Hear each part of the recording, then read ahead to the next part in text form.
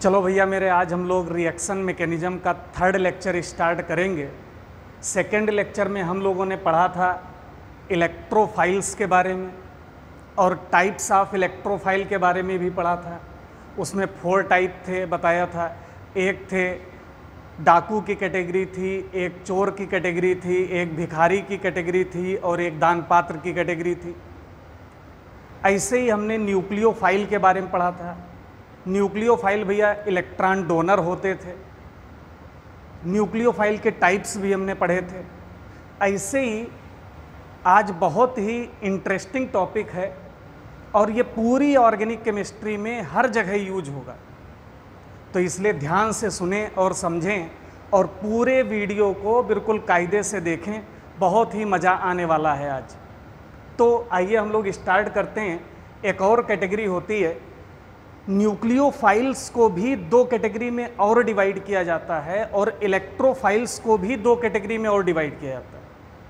अब पहले हम न्यूक्लियोफाइल को कैटेगराइज कर रहे हैं, फिर इलेक्ट्रोफाइल को कैटेगराइज करेंगे।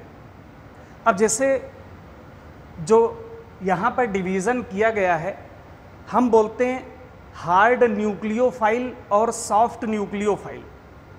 ऐसे ही hard electrophile and soft electrophile. अब आप लोगों के मन में ये आ रहा होगा, सर ये हार्ड और सॉफ्ट है क्या?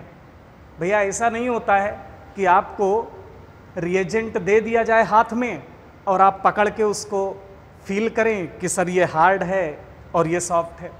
भैया ऐसा नहीं होता। हार्ड और सॉफ्ट का जो कंसेप्ट है उसमें हमको देखना पड़ता है कि जो भी पार्टिकल्स हैं उसके पास चार्ज डेंसिटी कितनी है, मतलब मैग्नीट्यूड ऑफ चार्ज कितना बढ़िया है उस पर, या ये बोल सकते हैं इलेक्ट्रॉन डेंसिटी कितनी बढ़िया है, या ये भी कह सकते हैं इलेक्ट्रॉन डेफिशिएंसी कितनी बढ़िया है।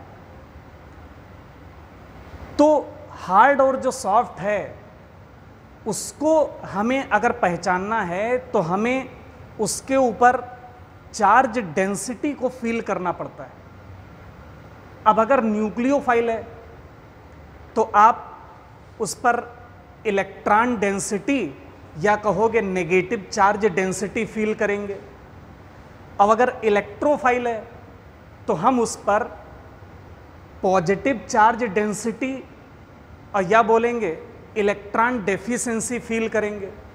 अब देखो यार, नाम में ही बहुत कुछ छुपा होता है। अगर आप हार्ड में कायदे से देखें तो भैया हार्ड में आता है H, और H को आप रिलेट करो हायर से, H को आप रिलेट करें हायर से। और सॉफ्ट में आता है S, तो सॉफ्ट में आ रहा है भैया S। S का मतलब आप स्मॉलर से इसको रिलेट कर दो। अच्छा, अगर स्मॉलर से अगर आप इसको रिलेट करेंगे, हालांकि स्मॉलर ना बोल करके इसको लेसर बोले तो और बढ़िया होगा। तो ऐसे ध्यान रखना। अब हम थोड़ा सा अभी न्यूक्लियोफाइल के बारे में पढ़ रहे हैं, फिर बाद में इलेक्ट्रोफाइल। तो अगर किसी के पास बढ़िया इलेक्ट्रॉन डेंसिटी है या बोलें ज़्यादा इलेक्ट्रॉन डेंसिटी है या बोल दें हायर इलेक्ट्रॉन डेंसिटी है, तो हायर अगर इलेक्ट्रॉन डेंसिटी किसी के पास है तो वो हार्ड न्यूक्लियोफाइल बन जाएगा। और ऐसे ही अगर किसी के पास स्मॉलर इलेक्ट्रॉन डेंसिटी है, स्मॉलर में S मतलब सॉफ्ट, तो अगर स्मॉलर इलेक्ट्रॉन डेंसिटी है, स्मॉलर ना बोल के थोड़ा लेसर बोले तो और बेहतरीन होता है, तो आप ये बोलो अगर लेसर इलेक्ट्रॉन डेंसिटी है तो वो सॉफ्ट न्यूक्लियोफाइल बन जाएगा। अब आपको इतना भी पता है कि देखो, अगर मान लिया कोई पार्टिकल है, उसका साइज मान लो इतना बड़ा है। अच्छा, कोई दूसरा पार्टिकल है, मान लो उसका साइज इतना बड़ा है, तो भैया एक चीज़ बताओ, और मान लो इस पर भी 1 यूनिट नेगेटिव चार्ज है और इस पर भी 1 यूनिट नेगेटिव चार्ज है, तो अब इस इतने एरिया पर 1 यूनिट नेगेटिव चार्ज डिस्ट्रीब्यूट होगा और इतने एरिया पर यहाँ पर एक ही यूनिट नेगेटिव चार्ज डिस्ट्रीब्यूट होगा। तो सरफेस एरिया ज़्यादा हो जाने से चार्ज का जो घनापन है वो भैया कम हो जाएगा, मतलब चार्ज डेंसिटी कम हो गई। तो आप खुद फील कर सकते हैं कि भैया चार्ज डेंसिटी कहाँ ज़्यादा मिलने वाली है, जिसका सरफेस एरिया स्मॉलर हो। और अगर सरफेस एरिया लार्ज हो गया तो वहाँ पर चार्ज डेंसिटी कम हो जाएगी, लेसर हो जाएगी, तो वो सॉफ्ट की कैटेगरी में चला जाएगा। तो यानी हार्ड और सॉफ्ट अगर डिसाइड किया जाए तो जो स्मॉलर साइज वाले होंगे उन पर चार्ज डेंसिटी हायर मिलेगी, तो वो हार्ड न्यूक्लियोफाइल बनेंगे। और अगर बड़े साइज के हैं तो उन पर चार्ज डेंसिटी स्मॉलर होगी या लेसर होगी, तो भैया वो सॉफ्ट न्यूक्लियोफाइल बनेंगे। अच्छा, आपने देखा होगा कि जो फर्स्ट और सेकंड पीरियड के जो एलिमेंट होते हैं वो थोड़ा छोटे साइज के होते हैं, और जो थर्ड पीरियड एलिमेंट या उसके नीचे अगर आप जाओगे तो वो थोड़ा बड़े साइज के हो जाते हैं। तो इसीलिए जो फर्स्ट पीरियड और सेकंड पीरियड का अगर डोनर एटम है तो उनका साइज छोटा होता है, इलेक्ट्रॉन डेंसिटी बढ़िया होती है, तो इस वजह से वो सॉफ्ट न्यूक्लियोफाइल बना दिए जाते हैं।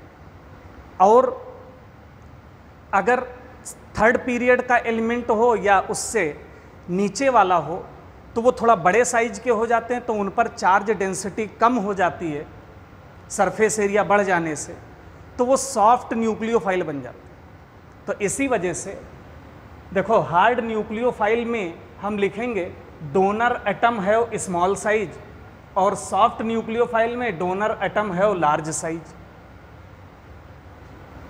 इसमें रहेगा more electron density on donor atom, less electron density on donor atom. Hard के केस में डोनर एटम जो है फर्स्ट और सेकंड पीरियड का होना चाहिए, और इसमें थर्ड पीरियड या बिलो थर्ड पीरियड होना चाहिए। और एक चीज और ध्यान रखना, जो ये हार्ड न्यूक्लियोफाइल होते हैं ये बढ़िया स्ट्रॉन्ग बेस होते हैं, तो दे आर स्ट्रॉन्गर बेस और दे आर वीकर बेस। और आपने सुना होगा लीविंग ग्रुप के बारे में, अच्छा ना भी पढ़ा हो तो यार हम डिटेल में, बहुत डिटेल में पढ़ाएंगे इसको लीविंग ग्रुप के बारे में, तो इसको आगे हम लेंगे। नहीं पता तो कोई बात नहीं, आप एक टर्म ध्यान रखो, लीविंग ग्रुप वो होते हैं जो ड्यूरिंग रिएक्शन निकल जाते हैं। तो ये जो हैं ये पुअर लीविंग ग्रुप होते हैं, मतलब ये जल्दी निकलते नहीं हैं, और ये बढ़िया लीविंग ग्रुप होते हैं। हाँ, एक खास बात और है, बहुत important, they like to attack in pi antibonding orbital. तो ये जो दोनों पॉइंट हैं, ये दोनों पॉइंट, ये पॉइंट भाई मेरे इंपॉर्टेंट हैं, ये दोनों पॉइंट। ऐसे ही इसमें भी ये दोनों पॉइंट बहुत ही इंपॉर्टेंट है। अच्छा, इनको एक्सप्लेन कैसे करेंगे वो अभी हम डिस्कस करेंगे, बस हम बता दे रहे हैं कि जो हार्ड न्यूक्लियोफाइल हैं ये पाई एंटी बॉन्डिंग में अटैक करना ज़्यादा प्रिफर करते हैं। अटैक करना मतलब पाई एंटी बॉन्डिंग में अटैक करके इलेक्ट्रॉन देना चाहते हैं। ऐसे ही जो सॉफ्ट न्यूक्लियोफाइल होते हैं ये सिग्मा एंटी बॉन्डिंग में जाकर इलेक्ट्रॉन देना पसंद करते हैं, और जो हार्ड न्यूक्लियोफाइल हैं they react with charge interaction और they react with orbital interaction. तो ये जो दोनों पॉइंट है इसको एक बेहतरीन एग्जाम्पल से हम सबसे लास्ट में समझाएंगे, तो इसलिए आप लोग इन दोनों पॉइंट को अगर ना भी समझ में आए तो कोई दिक्कत नहीं, बाकी हम अभी पूरा लास्ट में इसको एक्सप्लेन करेंगे बहुत बढ़िया एग्जाम्पल से। अब इसमें अगर एग्जाम्पल्स देखे जाएं तो जैसे CH3 minus NH2 minus OH minus F minus RO minus H minus, ammonia ले लें, गंगा जी ले लें, R minus Na plus, RMgX बताया था ग्रिग्नार्ड रिएजेंट होता है, ये सॉफ्ट न्यूक्लियोफाइल नहीं हार्ड न्यूक्लियोफाइल होता है, ध्यान रखना। LiAlH4 ले सकते हैं, RNH2, तमाम ऐसे लिए जा सकते हैं। ऐसे ही सॉफ्ट न्यूक्लियोफाइल में एग्जाम्पल देखा जाए तो भैया Cl minus Br minus I minus RS minus H2S PH3 R3P R2CuLi Gilman reagent बोलते थे, ये सॉफ्ट न्यूक्लियोफाइल होता है। NaBH4RSH, तो इस कैटेगरी में आते हैं। ऐसे ही अगर मान लो आपसे कोई पूछ बैठे, एक जनरल एग्जांपल, कि F- और I- में कौन हार्ड कौन सॉफ्ट, आप तुरंत बता दोगे यार F- छोटा है, चार्ज डेंसिटी बढ़िया है, तो हार्ड न्यूक्लियोफाइल बन गया। I- बड़े साइज का है, और आयोडाइड नहीं होता, आयोडाइडा होता है, आयोडाइड बहुत बड़ा साइज का होता है, तो चार्ज डेंसिटी कम हो गई तो वो सॉफ्ट न्यूक्लियोफाइल बन गया। अब ऐसे ही हार्ड इलेक्ट्रोफाइल और सॉफ्ट इलेक्ट्रोफाइल की बात करें तो इसमें भी वही बोलेंगे भाई, इलेक्ट्रोफाइल वो होते हैं जो इलेक्ट्रॉन लेते हैं, और इलेक्ट्रॉन, तो अब कौन इलेक्ट्रॉन लेंगे? अब देखो बात अगर देखा जाए तो हार्ड इलेक्ट्रोफाइल में हम बोलेंगे जिनके पास पॉजिटिव चार्ज डेंसिटी बढ़िया हो, मतलब मोर पॉजिटिव चार्ज डेंसिटी वाले जो हैं हार्ड इलेक्ट्रोफाइल बनेंगे, और लेस पॉजिटिव चार्ज डेंसिटी वाले सॉफ्ट इलेक्ट्रोफाइल बनेंगे। अब इसमें जैसे H+, CH3+, NO+, NO2+, CH3C double bond OCl, तो कार्बोनिल के केस में और इसमें अंतर देखना भाई, तो इसमें जब Cl की इलेक्ट्रोनेगेटिविटी ज़्यादा होने की वजह से कार्बन से Cl थोड़ा सा इलेक्ट्रॉन अपनी तरफ खींचेगा तो C पर थोड़ा पॉजिटिव डेवलप होगा। अब यहां पर क्लोरीन तो अपनी तरफ खींचेगा तो पॉजिटिव तो आएगा ही, साथ साथ ऑक्सीजन भी अपनी तरफ खींच करके यहां पॉजिटिव लाएगा, तो यहां पर जो पॉजिटिव चार्ज का मैग्नीट्यूड है वो रिलेटिवली ज्यादा होगा एज कंपेयर टू दिस। इस वजह से कार्बोनिल कार्बन जो है वो हार्ड इलेक्ट्रोफिलिक साइट होती है, जबकि एल्किल हैलाइड के केस में जो कार्बन होगा वो सॉफ्ट इलेक्ट्रोफिलिक साइट होती है। ऐसे ही एक दो एग्जाम्पल और बहुत ही इंपॉर्टेंट हैं, जैसे अगर आपको भैया CH3 CH2- दे दिया जाए तो ये पता है C- हार्ड न्यूक्लियोफाइल है, लेकिन अगर CH3C double bond O CH2- ले लिया जाए, अच्छा तो ये इतना तो सबको पता है कि अब C पर जो माइनस है वो रेजोनेंस कर जाएगा। अच्छा रेजोनेंस कर गया तो इसका इलेक्ट्रॉन डेंसिटी डिस्ट्रीब्यूट हो जाएगा C और O पर, तो यानी यहां पर negative charge density due to resonance कम हो जाएगी, तो इसलिए ये सॉफ्ट न्यूक्लियोफाइल बन जाएगा, आप लोग ध्यान रखेंगे। लेकिन अगर ऐसा एग्जाम्पल आ गया, मान लो RC double bond O S-, तो अब देखो अंतर क्या है भैया, देखो S और O यहां पर डिफरेंट पीरियड के हो गए। अच्छा यहां पर कार्बन और ऑक्सीजन दोनों सेम पीरियड के थे, तो अब यहां पर डिफरेंट पीरियड के अगर हो गए तो अब फिर वही बोल दो, सल्फर बड़े साइज का है तो ये सॉफ्ट न्यूक्लियोफाइल बन जाएगा, और ऑक्सीजन सेकेंड पीरियड का है तो ये हार्ड न्यूक्लियोफाइल बन जाएगा। इस बात को आप लोग ध्यान में रखेंगे। और एक चीज और भैया, ये आगे चल के ऑर्गेनिक रिएक्शंस में सब यूज होंगे। अगर मान लो ऐसा दे दिया जाए CH3CH double bond CHC double bond O CH3, मान लो ये ले लिया गया, तो भैया ये इतना तो पता है कि देखो यार ये कार्बोनिल कार्बन, और कार्बोनिल कार्बन होता है हार्ड इलेक्ट्रोफिलिक साइट। तो अच्छा लेकिन ये इतना पढ़ा होगा आपने इलेक्ट्रॉनिक डिस्प्लेसमेंट में, ये कार्बोनिल ग्रुप अपनी तरफ खींचेगा तो ये पाई इलेक्ट्रॉन डेंसिटी भी इधर खींचेगी, तो इस कार्बन पर थोड़ा पार्शियल पॉजिटिव डेवलप होगा। और या ये भी कह सकते हैं इसका रेजोनेंस करा दोगे और ये पाई इलेक्ट्रॉन इधर दौड़ा दोगे तब भी यहां पॉजिटिव आ जाएगा, तो इस कार्बन पर भी पॉजिटिव होगा और इस कार्बन पर भी पॉजिटिव होगा। अब इसको मान लो डेल्टा पॉजिटिव और इसको डेल्टा डैश पॉजिटिव और इसको डेल्टा पॉजिटिव। लेकिन ध्यान रखना, ये कार्बोनिल कार्बन वाला जो पॉजिटिव है इसका मैग्नीट्यूड ज़्यादा मिलेगा एज कंपेयर टू दिस। इस वजह से भैया ध्यान रखना, delta is greater than delta dash. तो इसलिए ये वाला जो है ये हार्ड इलेक्ट्रोफाइल बनेगा और ये वाला सॉफ्ट इलेक्ट्रोफाइल बनेगा। तो ये भी आप एग्जाम्पल ध्यान में रखेंगे। अब आइए हम लोग थोड़ा सा एक दो रिएक्शंस इस पर करते हैं तो और कंसेप्ट क्लियर हो जाएगा। तो भैया आप लोग ध्यान रखेंगे, हार्ड और सॉफ्ट जो है वो हाथ में ले करके फील नहीं कर सकते। हमें हार्ड और सॉफ्ट अगर पहचानना है तो भैया उस पर हमको देखनी पड़ती है चार्ज डेंसिटी।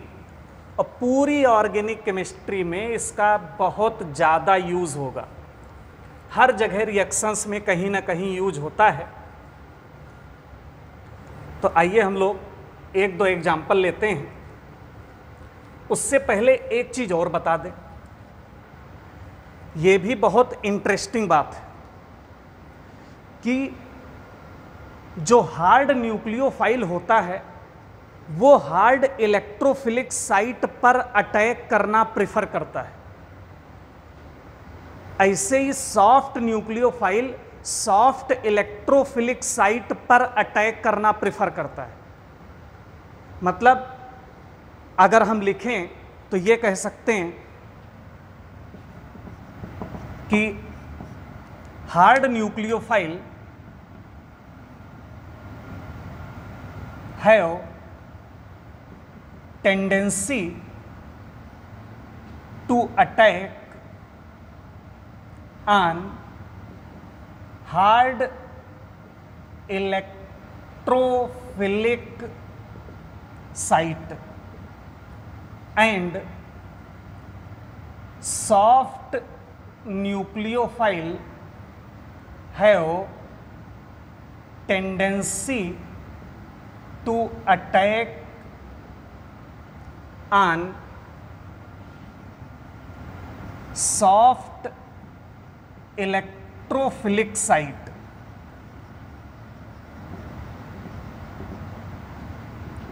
इस बात को आप लोग ध्यान में रखेंगे। हालांकि ये हर जगह रूल नहीं लगेगा, कब लगेगा कब नहीं लगेगा उसको गौर से आप लोग देखें। जैसे इसमें हम एग्जाम्पल्स ले रहे हैं, पहला एग्जाम्पल हम ले रहे हैं, दे दिया गया है, मान लो CH3O- और इसकी रिएक्शन कराई जा रही है CH3Cl से। अच्छा भैया आप लोग तो देखें यार, O- सेकेंड पीरियड का है तो ये है आपका soft hard nucleophile, hard N, HN का मतलब हार्ड न्यूक्लियोफाइल। और अब देखो ये एल्किल हैलाइड वाला है तो ये है soft electrophile, SE, soft electrophile. अच्छा तो अब आपके दिमाग में आ रहा होगा कि सर आपने बोला है कि हार्ड पर प्रेफर करता है, सॉफ्ट पे। अब यहाँ पर ये हार्ड है और ये सॉफ्ट है और आप कह रहे हो रिएक्शन करा दो। अरे भाई मेरे यार देखो, ये है न्यूक्लियोफाइल इलेक्ट्रॉन देगा, ये है इलेक्ट्रोफाइल इलेक्ट्रॉन लेगा। तो यार जब एक इलेक्ट्रॉन देने वाला है एक इलेक्ट्रॉन लेने वाला है तो रिएक्शन कराओ। आपको क्या मतलब, आप कोई ज़्यादा आप लोग ज़्यादा दिमाग ना लगाना, बस सीधे अटैक कराओ। तो ये एज ए न्यूक्लियोफाइल अटैक कर देगा, Cl बाहर हो जाएगा और रिजल्ट आप बनाओगे तो भैया लिख सकते हो, बताओ CH3O जुड़ जाएगा CH3 से। अच्छा अगर मान लो दूसरा एग्जाम्पल हम ले रहे हैं, उसमें हमने CH3O- की रिएक्शन मान लो करा दिया CH3C डबल बॉन्डो Cl से। अच्छा फिर वही बात अगर आप देखेंगे तो भैया ये है आपका हार्ड न्यूक्लियोफाइल और ये आपका कार्बोनिल वाला है सॉफ्ट हार्ड इलेक्ट्रोफाइल। अब आपको समझ में आ रहा होगा कि सर अब बढ़िया फिट बैठ गया। तो भैया देखो तुरंत बढ़िया अटैक करा दो, आज मजा आने वाला है। ACl गया। तो प्रोडक्ट अगर आप बनाएंगे तो प्रोडक्ट देखो यार, अब हम लिख दे रहे हैं, एक दो बाकी लिखेंगे नहीं। तो बताओ Cl हट जाएगा और Cl कार्बोनिल कार्बन से OCH3 जुड़ जाएगा, तो रिजल्ट आ जाएगा CH3 C double bond OCH3। अच्छा लिखना हो तो लिख लेना प्लस Cl माइनस, या ना लिखो उससे कोई दिक्कत नहीं, आप लोग खुद ही समझदार हो इतना। अच्छा अब देखो, अब ये जो तीसरी रिएक्शन है इसमें हमने देखो, अब यहां पर ध्यान से देखना, मान लो CH3 C double bond O S minus, ये ले लिया। अब इसकी रिएक्शन हमने करा दिया, यहां पर Cl C double bond O Br, ये मान लो ले लिया। अब अगर आप देखेंगे कायदे से गौर से, तो भैया जरा सोच करके ये बताओ, ये आपको पता है ये कौन सी है, सॉफ्ट इलेक्ट्रोफाइल, और ये वाला कौन सा है, हार्ड इलेक्ट्रोफाइल। अब अच्छा ये क्या है, सॉफ्ट, ये आपको बताओ कौन सा मिलेगा, सॉफ्ट न्यूक्लियोफाइल। और या फिर अगर आप इस एग्जाम्पल को थोड़ा सा चेंज कर दो, इसको ना लेकर के ये लो, तो और आसान हो जाएगा समझने के लिए। उसको आगे ले लेंगे, जैसे मान लो CH3S माइनस ये ले लिया गया ये। अब अगर आप देखेंगे यहाँ पर, तो भैया ये आपका क्या है, सॉफ्ट न्यूक्लियोफाइल। अब देखो यहाँ पर हार्ड इलेक्ट्रोफिलिक साइट भी है और सॉफ्ट इलेक्ट्रोफिलिक साइट भी है, और ये क्या है, सॉफ्ट न्यूक्लियोफाइल। अब यहाँ पर बोलेंगे सॉफ्ट अटैक करना प्रिफर करेगा सॉफ्ट पे, तो अब ये S जो है ये अटैक कर देगा यहाँ और Cl बाहर हो जाएगा। अब ये वाला रूल यहाँ पर लगेगा, जब दो पॉसिबिलिटीज होती हैं तब हार्ड और सॉफ्ट का कंसेप्ट यूज करोगे आप। जैसे अगर यही मान लो तीसरी रिएक्शन ये दे दिया जाता कि CH3O minus plus Cl C double bond O Br, मान लो ये दिया होता, तो अब आप लोगों को समझ में आ रहा होगा कि अब देखो भाई ये हार्ड है, तो अब ये हार्ड पर अटैक करना प्रेफर करेगा, यानी O अटैक करेगा अब यहाँ पर, और ये Br निकल जाए। तो ये आप लोगों को कंसेप्ट लगाना है। ऐसे ही फिफ्थ, अगर मान लिया CH3C double bond O S minus ये ले लें, और इसकी रिएक्शन करा दें CH3C double bond O Cl से, तो अब जरा सोच करके बताओ भैया, ये अब इसमें अभी तक क्या था, इलेक्ट्रोफाइल थे, सॉफ्ट और हार्ड और सॉफ्ट। अब यहां पर क्या है, न्यूक्लियोफाइल मिल गया, सॉफ्ट और हार्ड, और ये क्या है, हार्ड इलेक्ट्रोफाइल। तो अब हार्ड इलेक्ट्रोफाइल पर हार्ड न्यूक्लियोफाइल अटैक करेगा, S का यहां अटैक नहीं कराना है आपको, तो यहां पर अब OH न्यूक्लियोफाइल अटैक करके Cl को बाहर करेगा। लेकिन अगर ये दे दिया जाता, भैया देखते रहना, 6th रिएक्शन, अगर CH3 C double bond O S minus और इसकी रिएक्शन कराते CH3Cl से, तो अब बताओ ये भैया कौन सी कैटेगरी में जाएगा, सॉफ्ट इलेक्ट्रोफाइल में, और ये किस में जाएगा, सॉफ्ट न्यूक्लियोफाइल में। तो अब ये सॉफ्ट अटैक कर देगा सॉफ्ट पे, अब यहां पर O का अटैक ना कराना, तो अब ये सल्फर अटैक करेगा और Cl बाहर हो जाएगा। तो ये आपको कंसेप्ट ध्यान रखना है। ऐसे ही अगर मान लो एक रिएक्शन हम और ले लें, जैसे मान लिया CH3MgBr, ये ले लिया। अब ये हमको पता है कि ये हार्ड न्यूक्लियोफाइल होता है, और इसकी रिएक्शन मान लो करा दिया गया CH3CH double bond C double bond OH मान लो ले लिया गया। तो ये हार्ड न्यूक्लियोफाइल है, तो हार्ड इलेक्ट्रोफाइल ये था और ये सॉफ्ट इलेक्ट्रोफाइल था, तो इस वजह से हार्ड अटैक करेगा हार्ड पर। तो ये आप लोग कंसेप्ट ध्यान रखेंगे।